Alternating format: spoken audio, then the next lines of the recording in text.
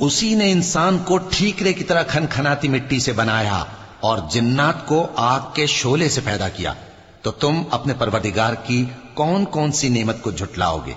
वही दोनों मशरिकों और दोनों मगरिबों का मालिक है, तो तुम अपने परवरदिगार की कौन कौन सी नेमत को झुटलाओगे? उसी ने दो दरिया रवां किए जो आपस में मिलते हैं, मगर दोनों में एक आड़ है कि उससे तजावुज नहीं कर सकते, तो तुम अपने परवरदिगार की कौन कौन सी नेमत को झुटलाओगे? उन दोनों दरियाओं से मोती और मूंगे निकलते हैं, तो तुम अपने परवरदिगार की कौन कौन सी नेमत को झुटलाओगे?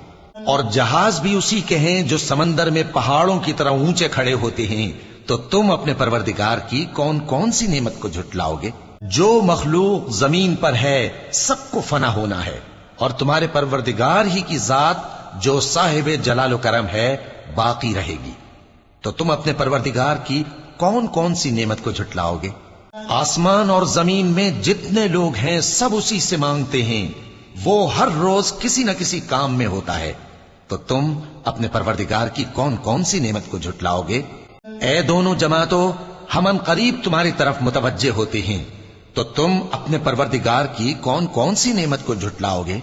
ए गिरोहे जिन्नो इंस, अगर तुम्हें कुदरत हो कि आसमान और जमीन के किनारों से निकल जाओ तो निकल जाओ, और जोर के सिवा तो तुम निकल सकने ही के नहीं, तो तुम अपने परवरदिगार की कौन कौन सी नेमत को झुटलाओगे?